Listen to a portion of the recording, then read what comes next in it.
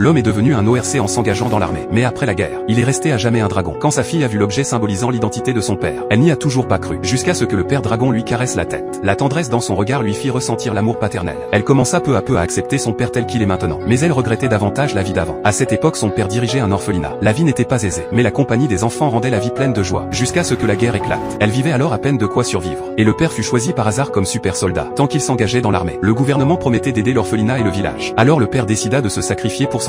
Mais contre toute attente. À son retour de la guerre, il était devenu un dragon. Mais il restait un héros. Avec son aide, un champ cultivé en quelques jours était terminé en 1 heure. Il emmenait aussi les enfants voler à 10 000 mètres d'altitude. Le père d'aujourd'hui offrait aux enfants une joie qu'ils n'avaient jamais connue. Mais le drame allait bientôt arriver. Le père devint de plus en plus instable émotionnellement. Ses rugissements provoquaient des tremblements de terre dans le village. Et de nombreux béhufs et chevaux mouraient tragiquement. Le père comprit qu'il mettait les autres en danger. Alors il partit vivre seul dans la forêt. Mais un soir, sa fille entendit les rugissements de son père. Quand elle arriva sur place, elle vit de ses propres yeux son père se faire tuer. Elle grava le visage de l'homme dans sa mémoire. Et elle décida de venger son